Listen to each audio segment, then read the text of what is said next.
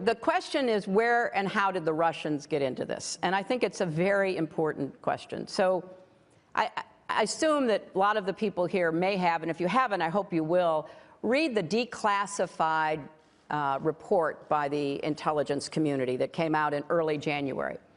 This is 17 agencies. 17 agencies, all in agreement, which I know from my experience as a senator and secretary of state is hard to get. They concluded with high confidence that the Russians ran an extensive information war campaign against my campaign to influence voters in the election. They did it through paid advertising, we think. They did it through false news sites. They did it through these 1,000 agents. They did it through machine learning, which kept spewing out this stuff over and over again, the algorithms that they developed. Now, so that was the conclusion. And I think it's fair to ask, how did that actually influence the campaign? And how did they know what messages to deliver? Who told them? Who told them? Yeah. Who were they coordinating with or colluding with? Because the Russians historically, in the last couple of decades, and then increasingly, are launching cyber attacks, and they are stealing vast amounts of information, and a lot of the information they've stolen, they've used for internal purposes, to affect markets, to affect the intelligence services, et cetera.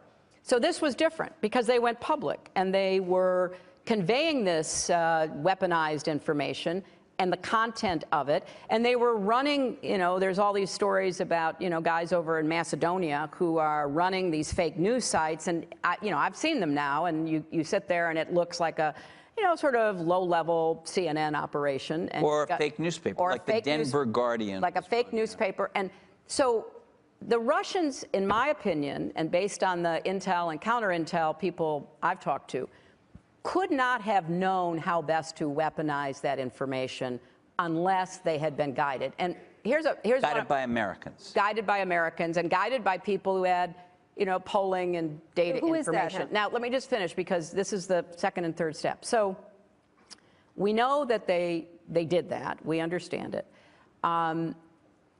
Best example, so within 1 hour of the Access Hollywood tapes being leaked, within 1 hour, the Russians, let's say WikiLeaks, same thing, dumped the John Podesta emails. Now, if you've ever read the John Podesta emails, they are anodyne to boredom. But they... Yeah, we had him here once. Yeah, but they were...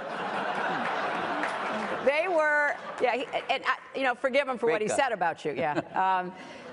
So they were run-of-the-mill emails, especially run-of-the-mill for a campaign. Should we do this? What should she say? I don't, the stuff that is so common, basic. Within 1 hour, they dumped them, and then they began to weaponize them.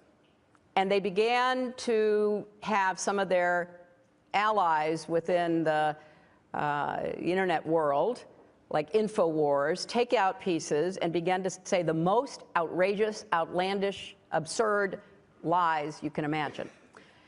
And so they had to be ready for that, and they had to have a plan for that, and they had to be given the go-ahead. Okay, this could be the end of the Trump campaign. Dump it now, and then let's do everything we can to weaponize it. And we know it hurt us because, as I explain in my book, the Comey letter, which was, now we know, partly based on a false memo from the Russians. Right. It was a classic piece of Russian disinformation, compromat, they call it. So for whatever reason, and I speculate, but I can't look inside the guy's mind, he dumps that on me on October 28th, and I immediately start falling.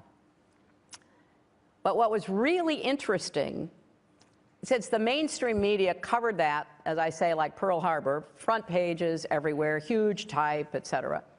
And all of the Trump people go around screaming, lock her up, and all of that.